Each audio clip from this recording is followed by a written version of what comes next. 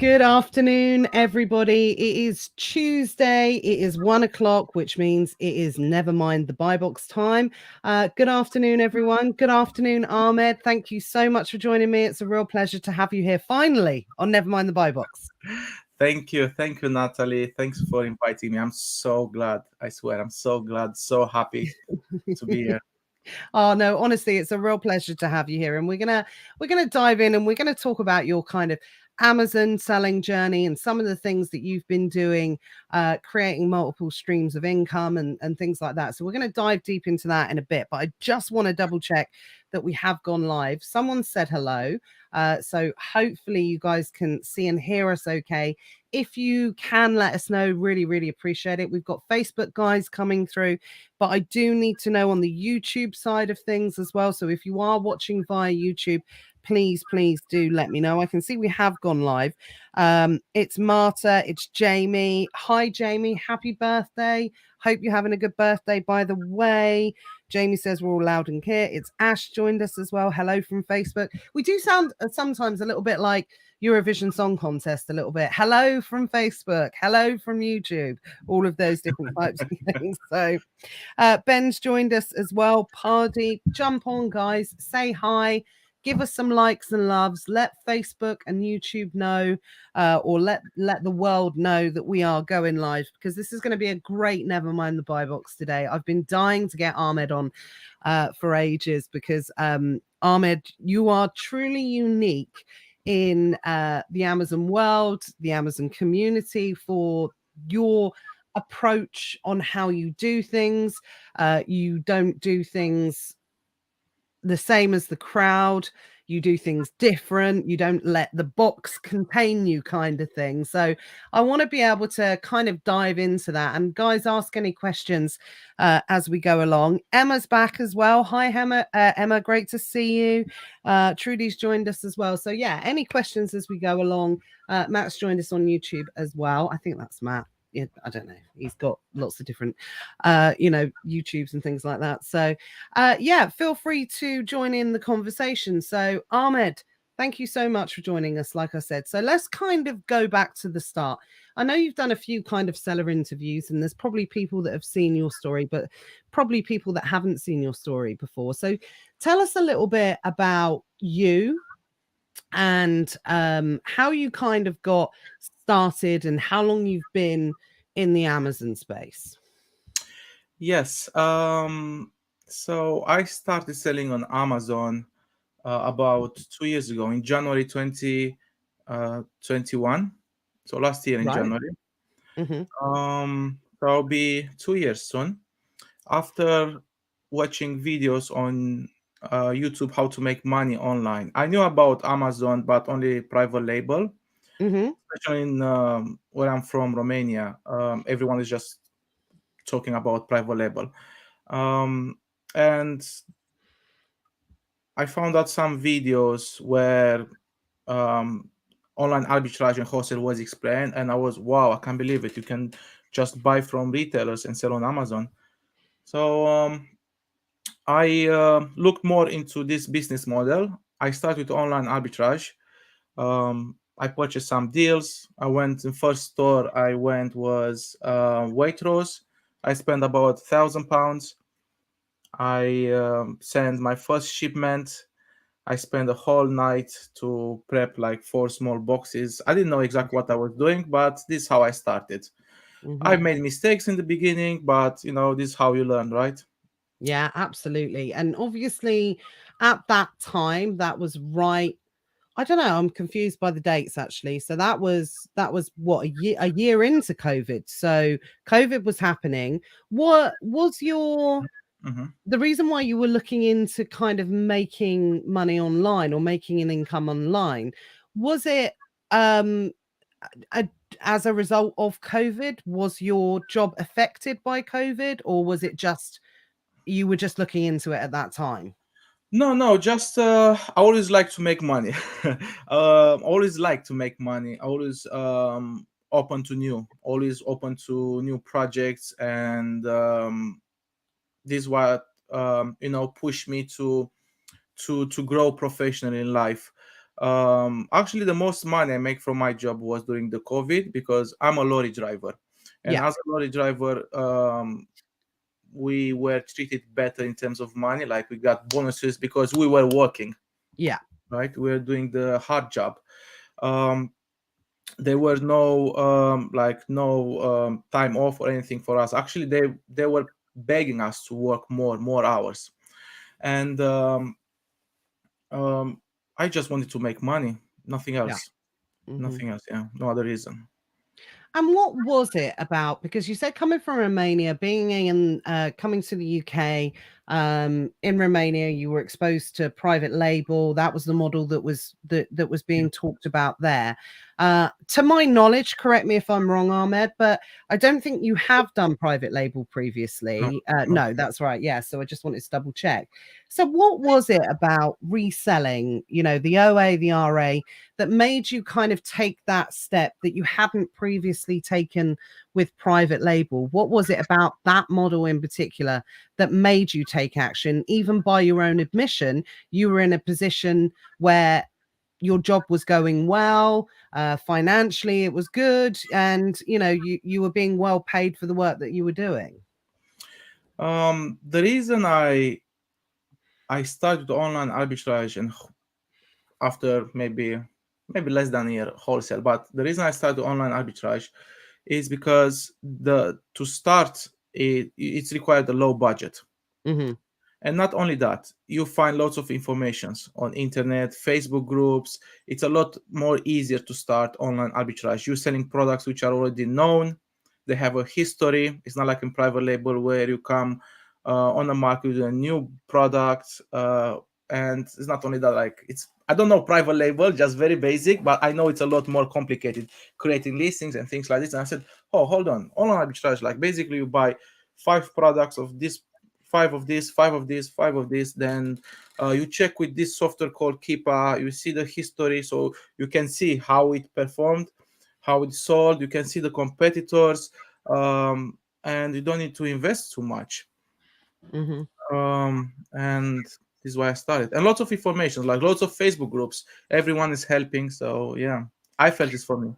Yeah, absolutely. And I think you're right. It is the majority of the Facebook communities that really do make it possible for people to be able to succeed, because back when we first started, there was a very limited amount of communities. There was a very limited amount of certainly free information. That was when it was in the golden age of people charging 5-6 grand for courses in order to learn how to sell on Amazon.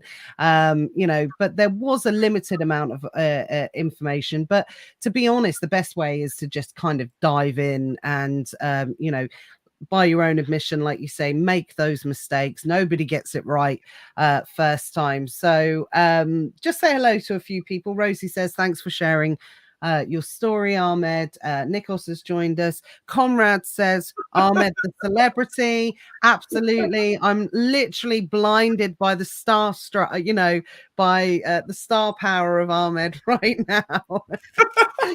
You're literally the most famous person on my Facebook. There's no doubt about it. You're everywhere. There's no doubt about it for sure. So, and you're such a great guy as well. So, just absolutely, you take it in such good humor. So, I absolutely love it. Thank you, Natalie. So, when you did, you packed up those 4 boxes, you got them into Amazon. When was the first time when you thought, okay, I'm kind of onto something a little bit here. This looks like it might work out for me. When was that first reality that hit home? Before starting, Oh, before okay. Yes, I felt it's for me, and I will just as soon I made the decision to start, and I made the decision when I purchased my first prep materials. That was the first thing I've done. Prep materials, boxes, scissors, a scanner which I never use it. Yeah. You No know, one uses those. yeah, but I just purchased because someone said you need it, and that was the decision. And since then, I never looked back. I just invested everything. Mhm. Um, Knowledge. I was focused on getting knowledge, networking, a lot of networking. Yeah. let's talk about that networking for a moment, because like I said, you've definitely ingrained yourself into the communities. You've been you know, incredibly helpful to other sellers. I know that giving back is something really, really important to you, and it's how I you know, that's why I know you're such a genuine person. What you know, what you give out is what you get back, there's no doubt about it. But when it comes to um being in the communities, and we're going to come on and talk about something else in a minute as well, which I'm not sure if you guys are aware of, in terms of something else that Ahmed does in the community to helping other sellers with building teams and things like that. When was the point when, oh, my comments have just come out for some reason, when was the point where, because for those that don't know you, you are, you know, you've got a lovely family, you've got three young, is it three under five? Three, yeah, three Yeah. kids. 3 under 5 years old, Under right? five, yes, under five, yeah. Which is just crazy in itself. You know, there's 5.5 years difference between my kids, you know. So we never had that level of amount of young children. Then you work full time, like I said, and it's not even like it's a tiring job. You work nights as a Yeah, lorry driver. Then you're running all of these businesses, but at the start you were kind of prepping, packing yourself. Was there a moment early on where you thought, because I know that you've built your team massively, and your team is your life in terms of building your yeah. business and the progression within your business. When was that moment when you thought, right, I've got 3 kids under 3, I still work full time, no intention at the moment of leaving that full time job still, as far as Yeah, I'm aware, yeah. and you thought, right, but I can't do this on my own. What was there a decision that you thought, okay, I want to keep my job, so I'm going to have to build this team to support me in this business? Yes. So first 2 months, I'll start from the beginning. First 2 months, I did my own prep home, Hmm. and I said, you know what, it takes too long.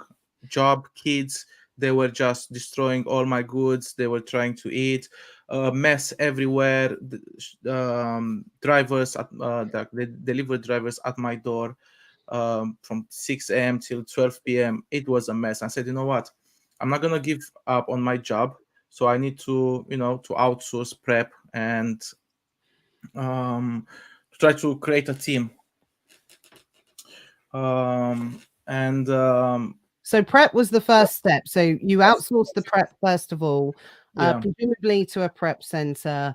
You got that kind of rolling, and then did you make your first hires for VAs? Because, like I said, you Mhm. definitely have one of the biggest VA teams that I'm aware of. A lot of people in the space. At the last count, was it like 16, or is it a bit? It's probably more than that now. Knowing you. Yes, I think I have a bit less now. Oh, okay. Yes, a bit less now.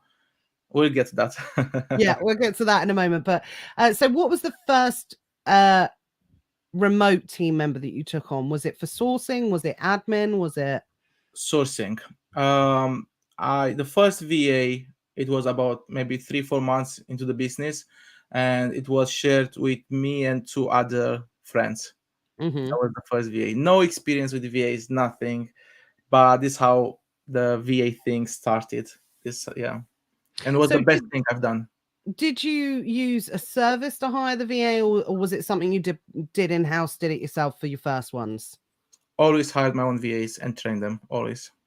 Okay, and again, I know that that's incredibly important to be able to, you know, have that level of training. And is there anything in your past? Because obviously, being a lorry driver is so far removed from obviously running a team, buying physical goods and selling them.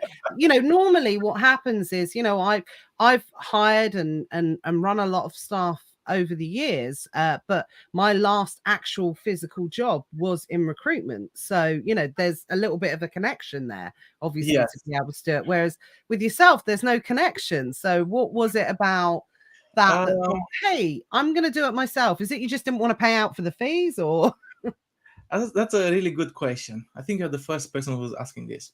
it's because Um, I'm nosy, Ahmed? That's what it comes down to. I have a master degree in business management. Right. And before I worked as a shift manager for H&M The retailer. retailer, yes, Yeah. Oh, okay, cool. in the UK as a shift manager.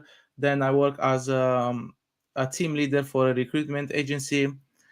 Um, so I think Yeah. there's a bit of connection, yes. So there is a bit of connection. It was just hidden Yeah. in there, And just not spoken about it. the reason I moved to, I like, I never thought about being a lorry driver. Hmm. Uh, but while I was a shift manager at H&M, I was dealing with lots of delivery drivers, and they were earning double than me, and no stress. Like I was so stressed at work, so stressed. Um, and I said, hold on, these guys, they are making double than me, because in retail they're not like the salaries are quite low Yeah. comparing with the industry. Like, yeah, it's quite low. And I said, you know what, I need to do this, and I don't want any more stress. I want to be more happier. I wasn't really happy.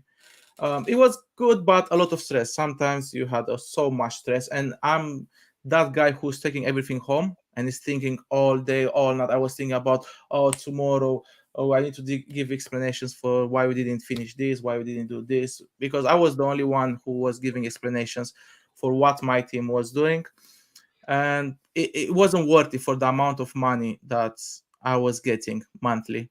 Yeah, shift manager, but doesn't help me. Like, what, just to go in front of the people and say, oh, I'm a shift manager, to be nice dressed? Now I prefer to smell like a diesel but to make more money, to be happier. So this is how I started. Yes, this is how I moved to being a lorry driver. Yeah, I think that's really interesting what you said there, Ahmed, actually. And I think it's almost something just from an outsider's point of view. Looking at it, it's almost like you started the process of becoming your own boss without knowing that you were starting to become your own boss. Because obviously, the rat race, answering to other people, I think you're either that person or you're not in terms of, I couldn't do it now. I always used to say for a really long time, I've been self-employed now forever, more than 15 years, whereas I couldn't move back into the employment space easily now, but certainly for the first 5 years I probably could, because I can be quite a good employee, providing that I'm left to make my own decisions and run stuff. Whereas Matt, he's unemployable. He can't be told what to do. He can't be whatever. So he spent a really long time moving out of that space by becoming his own boss as well. And again, doing it without realizing it. And I think obviously if you're moving out of retail into more of a job, you recognized it was higher paid. Absolutely. That was an important area for you as well. But obviously, when you're a lorry driver, yes, I presume you have targets, things have to be delivered by certain times, but there must have been a much more level of freedom, I would have thought. Yes, more freedom, yes.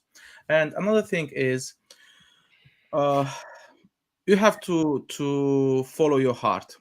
Hmm. Everything I've done in my life, for some people, even for family, or um, it looked like weird. Just a short story. Um, I'm from a city called Galați, from Romania, and after I finished my university, I said, you know what, I need to do something with my life. My city is quite dead now, and I applied for some jobs. I received a call from a how it's called, like, um, trade company, like forex thing. They're dealing with forex Oh, transactions yeah. online. They called me. I didn't even know who called me. I said, okay, we apply for this job. Do you want to come for an interview? It was in the capital, like 4 hours distance, like Bucharest. I said, okay. I didn't even know what was what was the company about. I just told them, send me your address. Next day, I went to Bucharest. I passed the interview. I got the job. After 2 weeks, I left the job without even being paid. I didn't give them my bank details or anything. It was like I didn't feel like it's something. I was calling people to ask them to invest in forex in companies, and they were teaching us how to lie and think of it. Then I left. I said, okay, I worked 2 weeks, and if I leave now, I'm not gonna get paid. But I said, no, I'll just follow my heart. Then I got a job in H&M in Romania, and that was the Oh, in best thing. Romania, right? Okay. Yes, yeah, that was the best thing. Then I left H&M to come in UK.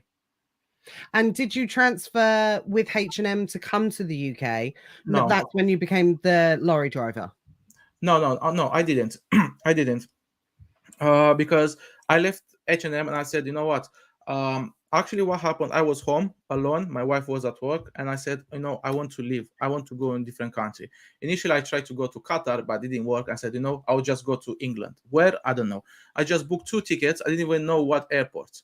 So this is a real story, and it was actually on Luton. But when I just purchased 2 tickets. My wife came home. I said, I purchased 2 tickets. Okay, why? Where are you going? Do you have anything? No, we'll see. No problem. We'll see. I arrived on Luton. A friend of mine found a room in one house. It was winter. No heaters. It was cold, dirty, so many people. It was horrible. My wife was crying every single day. She wants back home. I said, relax. We're gonna make it. No worries. And after maybe a few days, while I was going in the city center, I asked people, any chance to find an H&M? Yeah, there is H&M in that mall, blah, blah, blah. I went to that H&M. I applied. Normally, when you go to H&M, and not only H&M, like all these retail, majority of retail stores, you need to apply online. They don't accept CVs in the store. Or even if they take your CV, they just bin it. This is happening.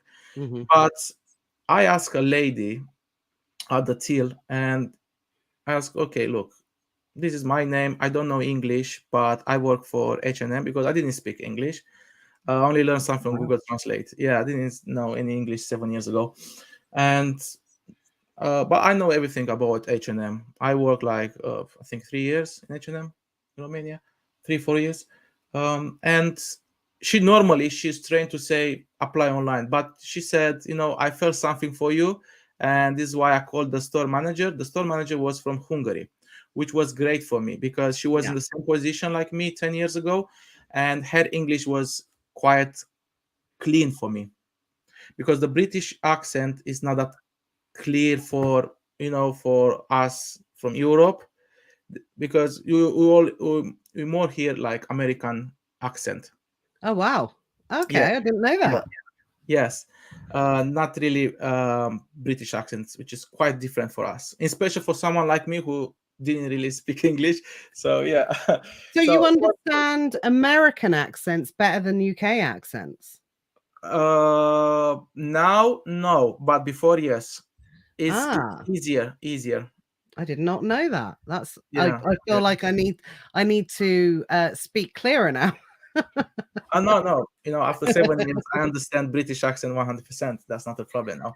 Um, but So, yeah, and that's amazing, actually, the fact that you recognized. And do you think that was, I believe you make your own luck. I'm not going to insult you by saying, do you think it was lucky that you managed to connect with someone who was in the same position as yourself?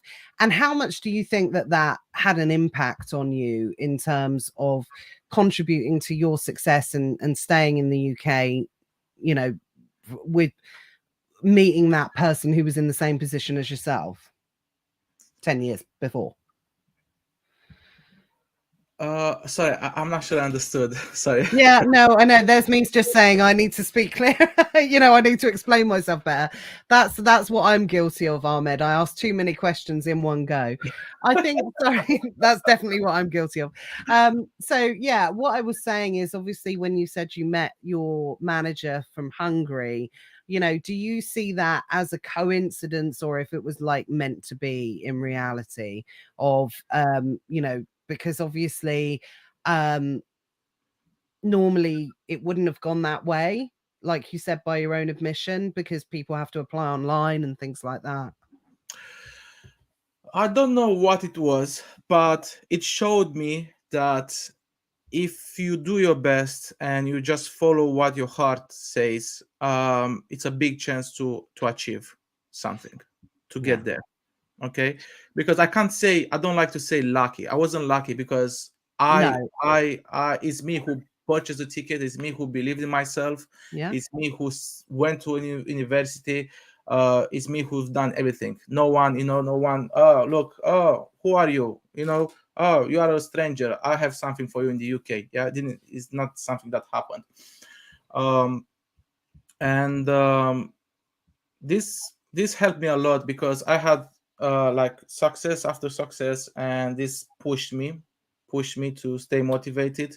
And when I got the job in H&M, like only after 6 months with no English, I became a shift manager, and everyone in my team was from England. But I had to work a lot. Like, I don't Yeah. want anyone to believe, come in UK, here it's paradise. No, you have to work a lot. And I was the best worker. I worked a lot.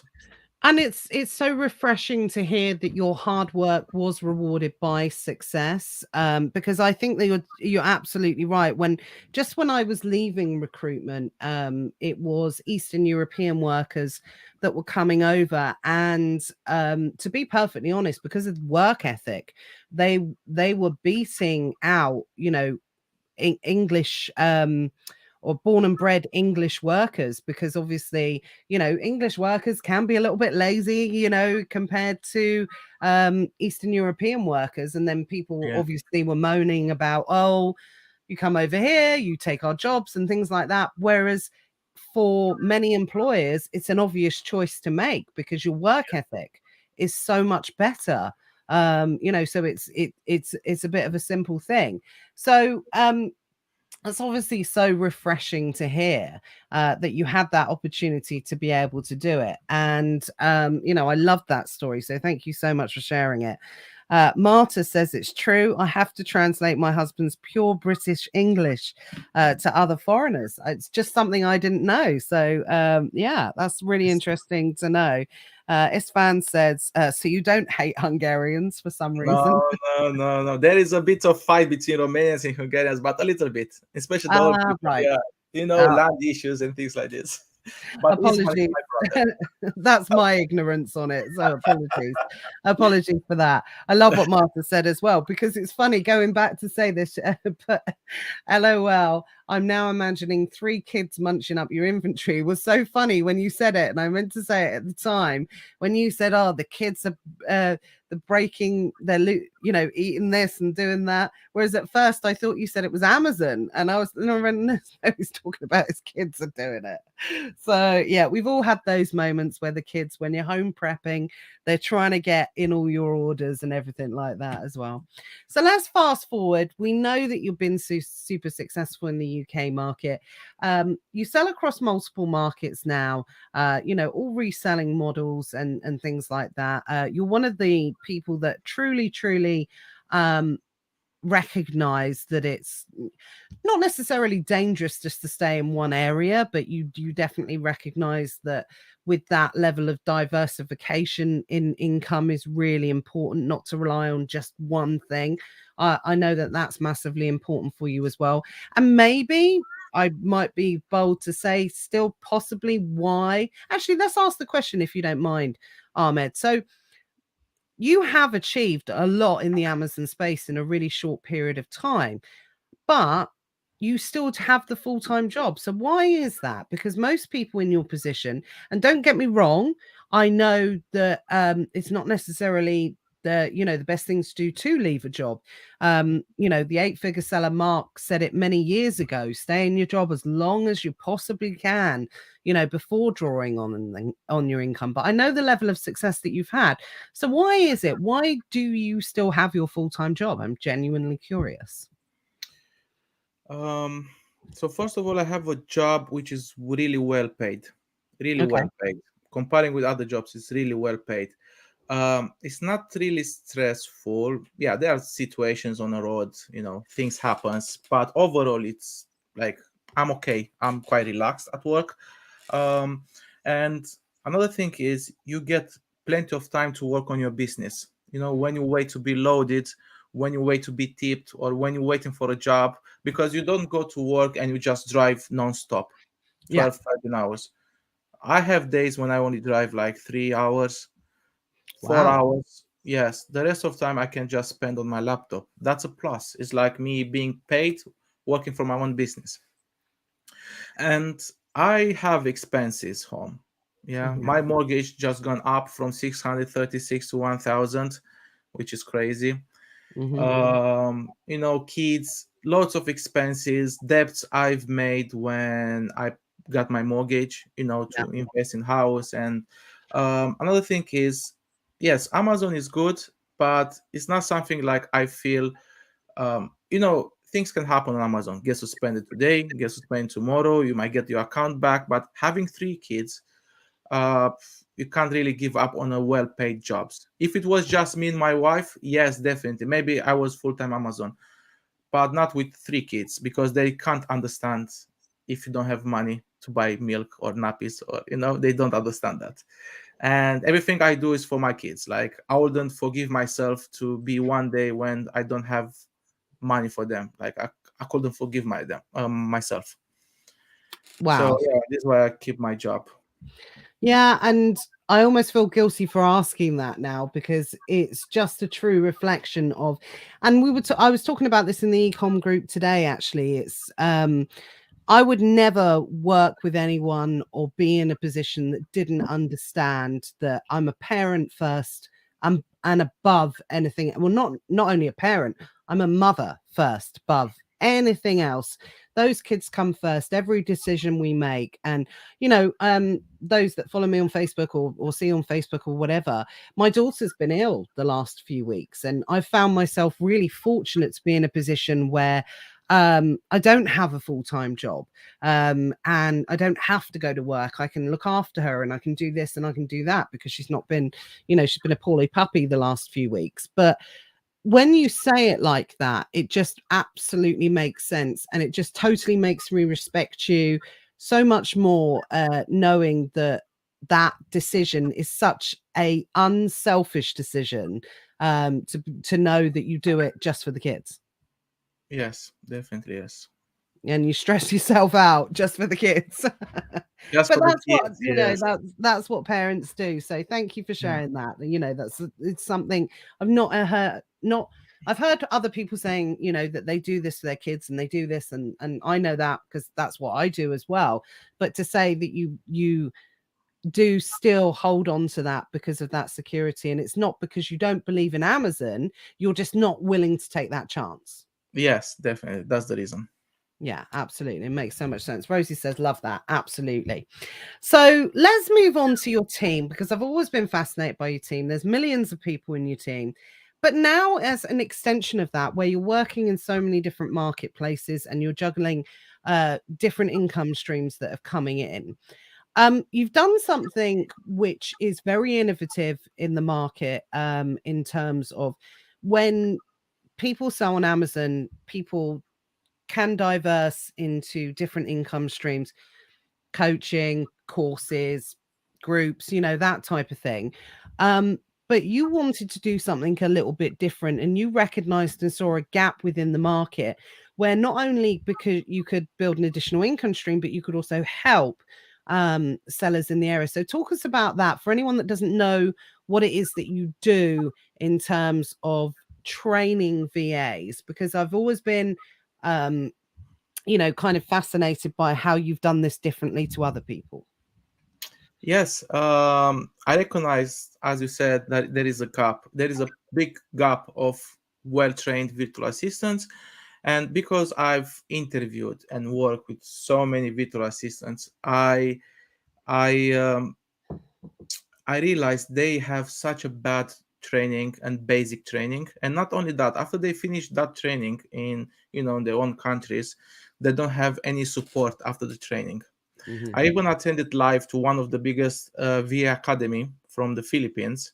I attended live to see how everything, you know, how the training is going. And they were like in 2 or 3 months into the training, and they didn't know, like they only knew very basic about Keepa. And then I asked, okay, but what do you learn in 3 months? We only use the Keepa, which is free extension, or this software which is free. We only watch recording videos. I understand now. And we are sellers because I've hired lots of virtual assistants, and because I do a lot of networking, I see people complaining about having hard time to find a virtual assistant with decent knowledge. I said, you know what? Let me do this. I've done something similar last year. I stopped because I've grown too much, too many clients, too many VAs. It was Q4 coming, and I said, you know what? I didn't have the team ready. I said, I need to stop this because I lost my focus on my Amazon business. Now, because I had the experience from the previous year, I said, no, I can start now. I have a better team, more experience, more mature in thinking, and the business is bigger, so I can afford now to create a team to help me with training virtual assistants. So now I'm training virtual assistants, um, like on arbitrage, wholesale, admin, the main topics. Then I promote them to clients, obviously for free. Yeah, and that's the interesting thing, guys. So if you are in the market, and we obviously will do a shameless plug at the end where anyone that wants to be able to connect with you, Ahmed, will be able to, because it is really about you know, you're training the VAs, you're training the remote staff, and you almost feel, and I know that you feel like this, you feel like responsible for them. They're Yeah. part of, big part of your team, and you want to make sure that they're going and getting the right placements, with someone that's serious about taking them on and things like that. And I just love that, because I think it is, and people don't realize sometimes the amount of commitment that employing, well, not employing, you're not technically employing because they're self-employed, but taking on and being financially responsible for someone is not something that should be taken lightly, because if they are, or you are, their only source of income, it can be very distressing to be able to have to let that person go, or if they haven't worked out, or the client could end up in a position where they take someone on that hasn't been trained properly, and they feel like they have to keep them through guilt, because they feel like they're financially responsible. So it can be a really devastating cycle to get into if both parties are not in the same place, right? Yes, and not only, there is a.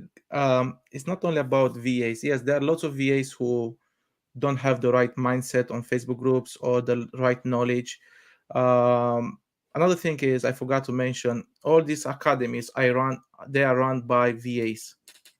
Yeah. So the coaches are VAs, which is not helping because they have limited knowledge. This is why they have only recorded videos. But I'm a business owner. I'm running a business, so it's different. I can teach them a lot more. But not only VAs, sellers. So many sellers don't have any knowledge about working with virtual assistants. Hmm. That's another thing that, I know I'm trying to do something to help the sellers. I don't know how to. Yeah, I'm not the most experienced. Like there are others who are a lot more better. Like they know exactly how to work with VAs more better than me. But at least there are lots of sellers who believes that they hire a virtual assistant and that's it. They just hire, okay, these are the criterias, that's it, do the Yeah. job, bring money to the company. No, you need to spend time with the virtual assistant. You need to show the virtual assistant how to do the job that you want to do. You can't just hire someone. "Oh, okay, that's it."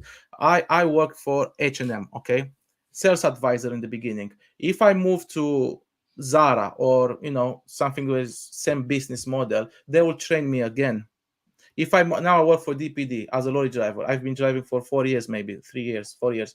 If I go to Hermes, they will show me how to do the job. They will take me on a road, show me. Doesn't matter if you have 30 years of experience, but you need, every business owner is different. You Hmm. do have different criteria, different way of sourcing, different way of seeing things. So you need to teach the VA. Yeah, get your VA first week, spend time, show the VA how to do the job. And when you ask for certain criteria, this profit and that profit, if you are not able to do it, then don't really expect from a new VA to do it for you. Just you need, this is how I see things. Yeah. You hire a VA to outsource a job that you're already doing. when it comes to sourcing. When it comes to sourcing, at least. Do you know what? I think that's so refreshing to hear that. And it's really enlightening, actually, because it's so, so true. If you cannot do something yourself, how can you expect someone else to do that? You know, if you are going to be the one that's going to show them, if you are not going to take the time, and I say this to everyone that's going to come into this business, you know, I'm not a big fan of people coming in with deep pockets, outsourcing everything, you know, straight to a prep center, straight to VA, straight to this, straight to that, or whatever. You've got to kind of get your hands dirty a little bit. You've got to see how things work because, you know, the dream is for most people to be able to outsource certain areas to be able to do it. But if you can't do it yourself, one, how could you ever be able to expect anybody to do it for you? I like that comment there. Andre said, if your VA can't find deals, it's you that's not working, not them. And I completely agree with that. I don't think there is such a thing as a bad VA unless it's characteristics, obviously, like they're lazy or they don't really want to work or they're deceptive or things like that. That's a different story, obviously. But if they're trained properly and you're supporting them in the right way, then there shouldn't be a reason why they shouldn't be finding deals because you know we should do a challenge one day. But you know, anyone that sees me in ESA or anything like that, I can find a deal in 5 minutes. You know, it's as simple as that. When you've been doing it this long, when you know how to do it, you can find there's always deals. There's always deals to be able to do it. So how do you take them? Do you work with people mainly that have never sourced before, or you prefer them to have a little bit of experience? Amazing question. I love this webinar. Amazing questions, Natalie. Yeah, thank you. 99.99% of the virtual assistants I worked, they had very basic knowledge, very basic, and I just trained them. I don't have a problem to train them because in 2 weeks you can get any VA to a decent level, maximum 2 weeks, maximum, if they already have a bit of background, a bit of knowledge. And two of my best sourcing virtual assistants, they had zero knowledge. And I advise everyone, at least this is my opinion, to hire based. When I hire someone, I look at his or her attitude. That's more Yeah, important for me than the knowledge. The top virtual assistant, in terms of knowledge, at the moment of the interview, was the one who scammed me. I'm not lying. She was the best in terms of knowledge. I hired her only because she had a lot of knowledge. I'm not going to give names, but she worked for big people in the Amazon market. Everyone knows them. But maybe she will watch this video or not. Anyway, her name is gonna stay secret. But she scammed me after a few months, and guess what? She was the manager. oh wow. Yes, the second manager. Okay, with a good salary, but she scammed me. I saw on Hubstaff. That's the software I use to see how much they're working, the time, screenshots, and things like this. She found few ways to scam me. I suspected something. I got in contact with the Hubstaff team. They investigated and they said yes, she's scamming you. She's moving the mouse from time to time so it can track, because the Hubstaff is not tracking if you're not moving the Right. mouse or keyboard, not touching the keyboard. And I saw the same screenshot for 5 hours, 6 hours, because she was only moving the mouse, so the time is showing like recorded, working, blah blah blah. Yeah, but this is an example that you should hire someone based on an attitude. Yeah. Okay, if there is a bit of knowledge, because most of them have like this like basic knowledge, that is a plus. Because if you have knowledge about Amazon, then or your business model, 2 weeks, not more, you can get the VA. If the VA has the right attitude, 2 weeks, decent level, decent level. Brilliant. Brilliant. I'm Yes. curious actually, what alerted to you that this person wasn't what they said that, or what you thought they were? Was it their quality of deals? Was it their and I presume they were just getting their deals from somewhere else and then passing them on to you. I assume that was the issue, right? No, no, because she was the manager. She mainly was checking deals. She mainly was managing the team. Uh, I think it was a bit of personality, Right? Gut instinct. yeah, instinct. Then random checks on Hub stuff. I was checking the screenshots. This is what I do. Right. Okay. So that's quite Then, important. then I've seen one day I've seen 5 hours the same image for 5 hours. Wow. I've seen before for 2 3 hours, but I said maybe a mistake or something. I just ignored it. Then I saw for 5 hours, and I went back. Okay, every day 2 3 hours, 2 3 hours, and then I contacted Hub staff. They look into it. They said, okay, there is no keyboard used, only mouse. Every 20 30 seconds, she's moving the mouse. Definitely, she's coming you. Yeah, absolutely. Hayden says sometimes you just feel something's off. And I think, yeah, never ignore that instinct, guys. And as much as you feel responsible, especially if you are hiring staff in this situation, and that's why these communities are so good. And Ahmed, you've spoken about the importance of networking, which I want to come on in a moment, which I know has been key for you in being able to build your teams and your businesses and everything like that as well. But if you ever feel that there's something else, reach out to someone, reach out to Ahmed, reach out to me, or or post it in a Facebook group. Get other people's opinion on it, because if you're thinking it, it's probably not unjustified. Yes, networking is so important. Oh, one more thing that made me a bit suspicious was I was calling her during the working hours and she Mhm. was not responding for hours. I said, Right. okay. So she basically was working for someone else at the same time.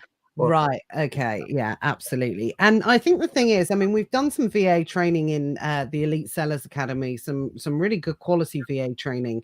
And one of the things I spoke about in there is as well, because it comes up a lot. How do I know if they're not working for someone else? How do I know if I'm going to get scammed? And the thing is, you can only go on a couple of things. You can go on your gut instinct, how you feel about the situation, but you can't stop people from lying to you at the end of the day. If they've got bad character, they've got bad character. It's as simple as that. All you can do is ask the questions, judge their responses, and then make a judgment on it and give them a shot. That's the way that I see it. If I ask someone directly, are you working for someone else?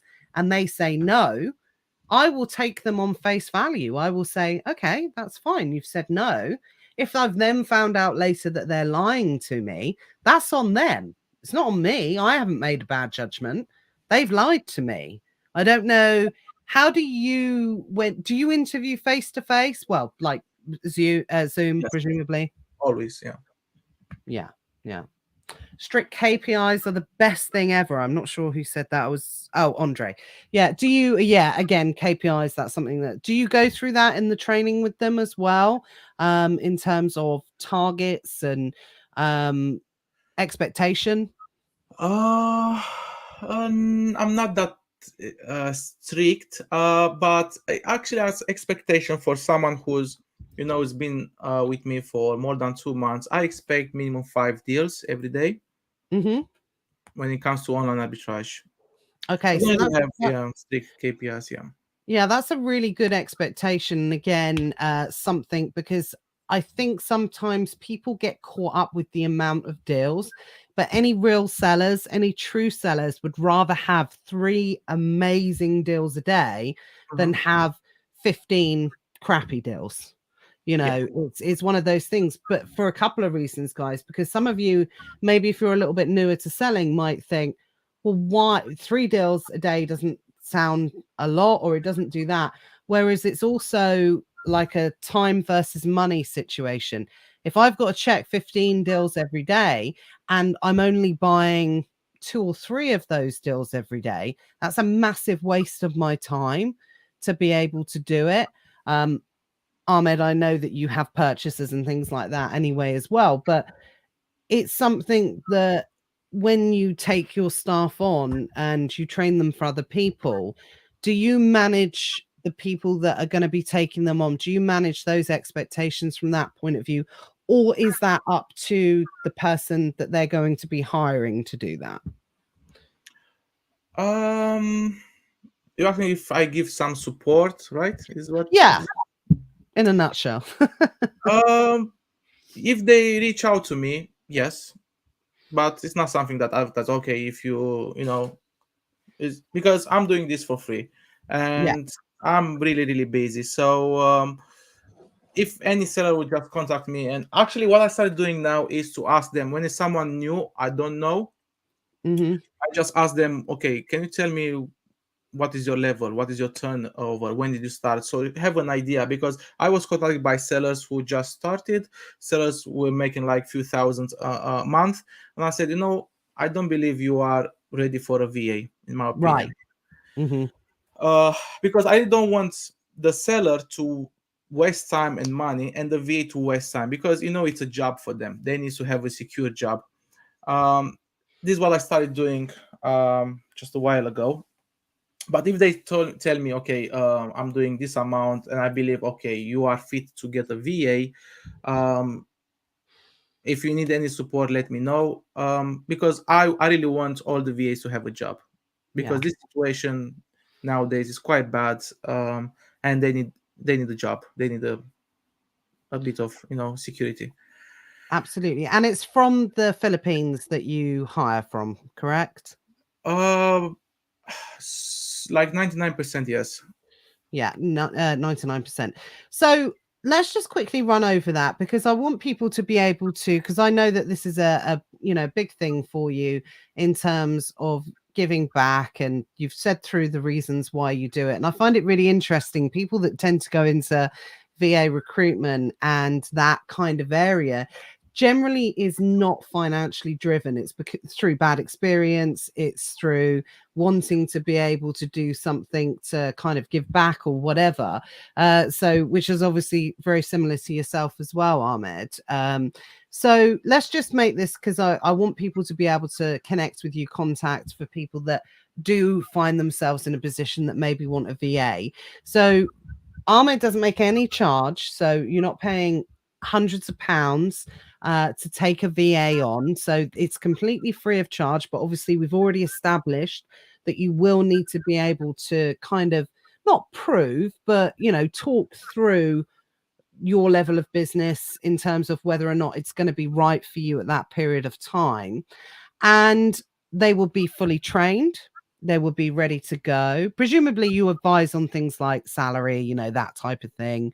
Yes. Um, and you go through stages of obviously you haven't just got VAs on tap all the time. You will take on a new intake of students, and then once they are qualified, then you will actively or help them actively try and find new clients, right?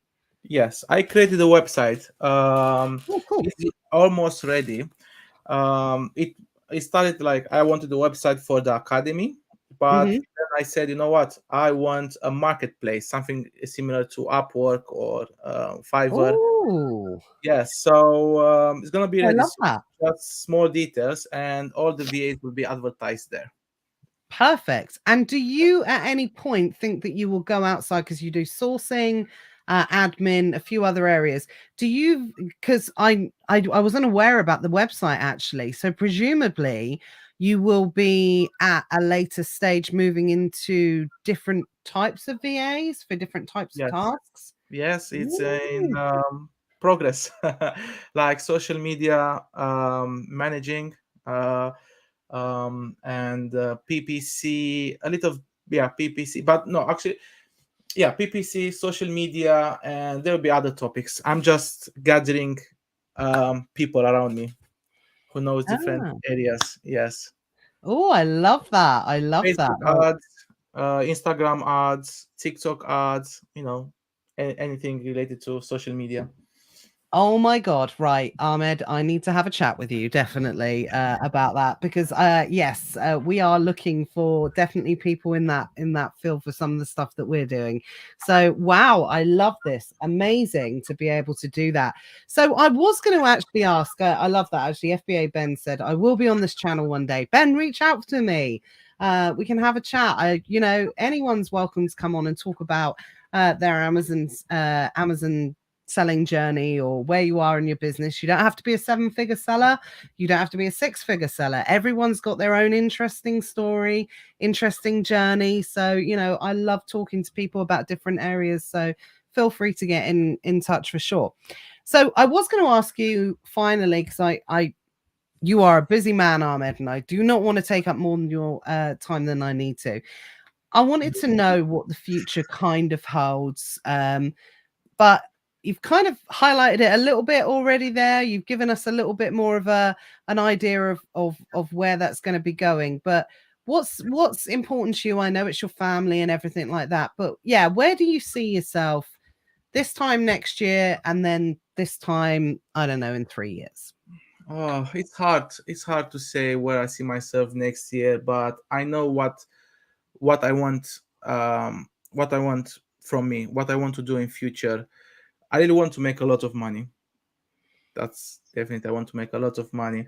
But I want to clearly make. not at the expense of your family. No, no, no, no. The main goal is to make a lot of money to make my family happy. Hmm. And not only that, I always, I had a dream since I was child to be able to go, to travel the world and help kids, all people in refugees. That's this is why I want to make a lot of money. Um, Especially refugees, yes. But yeah, refugees are old and kids, right? So I just repeat myself. I hope people understand my English. Oh, no, absolutely. I think, oh, yeah, there's nothing wrong. I think they probably understand you better than they understand me at times. But I think that that's so true. And it's something that you see with very successful people. First comes the hard work, then comes the toys in terms of the materialistic things, Yeah, nice house, fast cars, whatever you want to do in that respect.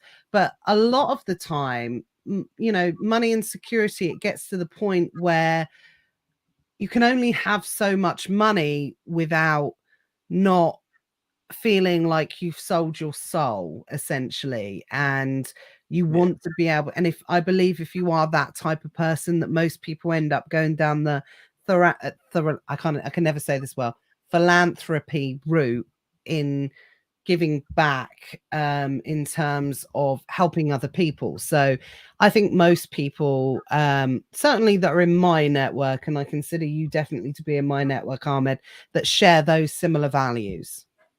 yeah. So important to give back to the society, to help others. Like in my VA teams, I never mentioned this public, but I'll just do it now. I've enrolled people with really bad situation. Like the last one was someone from the Pakistan who has been disabled since he was 3. Like he's always on a Wow. bed, and he messaged me, I'm interested in learning because I need to do an online job, I can't work. I said, okay, but we need to pay. Look, this is my story, I've seen photo. I said, it's fine, just join, yeah, because that's his only chance to do something in life, right? And for a little amount I'm charging to say no to, to a better life for him. I said no, just. And there are other people from the Philippines, like it's really good in life to, to give back, because I received a lot in my life, a lot. And it can't be only one way, just to receive, just to receive. No, no, no, it can't be that way. You have to, give back, maybe not to the same person but to someone else. Yeah. Oh, absolutely. I think it's very rare that you end up giving back to the same person that's given to you, but I actually prefer that because that is what encourages the cycle, Yeah, essentially. yeah, If you've always got the same people giving back to each other, then it's not going to spread any further, essentially, is it? no, So, no. guys, if you hear anything today, hear that overwhelming message. And I'm a real believer in this as well. If you come into this type of business, be prepared to be able to help other people, especially if you are asking for help yourself, because it comes back to you. I'm a massive believer in, without going into the old woo woo, whatever you give out, you get back tenfold in different ways. It's as simple as that. But there is also a difference that you should never expect to receive anything. Yes, that's important. So you avoid being disappointed. Yes, definitely. Yeah, absolutely. Top man, Ahmed. What a superstar. Absolutely. I completely agree. And like I said, I've been desperate for you to come on for ages. But Thank you so much. yeah, so if anyone wants to get in contact, if anyone was thinking about maybe going down the route of hiring a VA, how can they get in contact with you? I mean, we've already established you're the most famous person on Facebook. No, So no, I'm not. I how was on can TikTok. how I can think anyone get in touch if they wanted to? What's the best way to get to contact uh, you? Facebook group, Facebook, through your Facebook, my Facebook group. Yeah, that's it. Just tag him. He's always on Tagging. Facebook. Yes, I'm always on Facebook. Yes, I'm always on Facebook. Oh, well, thank you so much for your time today, Ahmed. I really do hope that you'll come back sometime next year. Anytime, Yeah, anytime. update us on everything. I am so curious and keen to hear about the new website and how that's going to expand. I've got no doubts whatsoever. That sounds like it's going to be incredibly successful, because I know how well that you work with working with other people, networking and representing people. So I really can't wait for that when it comes out. Feel free to drop it in the ecom group, and well, actually, just come back on Never Mind the Buy Box and we'll talk about that in a bit more detail then. Anytime. So Anytime you yeah, invite me, I will come. I know. It's always great. It's always great to talk to you guys. Thank you so much. We had really great numbers today. Everyone so engaged. Yeah, absolutely, Ben. Oh, thank you for the kind comments. Really appreciate that. But yeah, always feel free to reach out. And that goes for anyone. Anyone that does want. Half the people that come on Never Mind the Buy Box is because they drop me a message and say, I want to push myself out of my comfort zone. I want to come on Never Mind the Buy Box, and let's talk about Amazon. Let's talk about ecom. So yeah, absolutely. By the way, guys, just want to say, obviously, just from a sales point of view at the moment, hopefully everyone is doing well on the sales side of things. I said this in ESA yesterday. If you're not doing well at the moment, then yeah, maybe you need to look at things, because there are times throughout the year we'll say, okay, well, it might be down to this or it might be down to that. But if sales are not going well at the moment, then yeah, they should be. So maybe have a look at what's going on at the moment. Yeah. Oh, I love that. So heartwarming. Absolutely. Yana said that. Absolutely. But yeah, I hope everyone's sales are going well. Enjoy this time, guys. It's super important. It's very rare in the world of selling on Amazon that it's good all year round, all the time. So the next 2 or 3 weeks, really make sure that you enjoy it, because this is the best time to be selling on Amazon. There's no doubt about it. Just to say something. Yes. To thank Emma Hamilton. She's one of the first persons it helped me to get started by watching her videos. Oh, amazing. I used to watch Hopefully her she's a still lot. watching. And oh, she's here. There she is. I Yeah, didn't she's see it here. pop up. Do you know what? Emma's been such an inspiration to so Yes, many people. helped And I me a need lot. to get Emma back on Never Mind the Buy Box again, because believe it or not, Emma came on about 12 months ago. And it feels like yesterday, Emma, when you came on. But actually, I think you came on last year at the one that we did before breaking for Christmas, which is like a year ago. So Emma, if you're up for it, I'd love to have you back on where we can, chat through everything that's going on. Massively successful seller. Again, so helpful in terms of inspiration, getting people into selling on Amazon. So yeah, absolutely connect with Emma as well. I always want people to connect with good people in this space. There's a lot of people in this space that aren't so much on the good side, and anybody that that is in the light, as I should say, always live in the light, then those are the people that you want to be connecting with and networking for sure. So, guys, we'll be back next week. I'm just trying to think. This month is just going so ridiculously quick. I think we've probably got a couple more. Never mind the buy box before we have a little break over Christmas, because I always want to make sure that we're here definitely when the sales are going good. Ahmed, thank you so much for your time. It was such a heartwarming story. I completely agree. I completely congratulate you on all your success. I know how even more success is going to be coming your way because I know how generous you are with your time and helping with people. So thank you so much for spending a little bit of time with us today. We really appreciate it. Thank you, Natalie. I Yeah. appreciate everyone who was here. Yeah. Absolutely. We appreciate everyone who spends the time to tune in to hear us talking about this crazy world of Amazon. So, guys, I'm going to see you this time next week, 1 o'clock next Tuesday.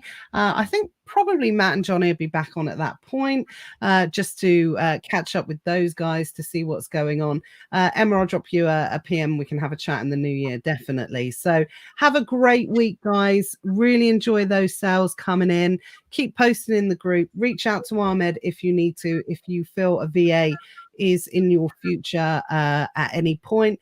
And I will see you next week. Thanks, Ahmed. Really appreciate it. Thank you. Bye bye. Bye, everyone.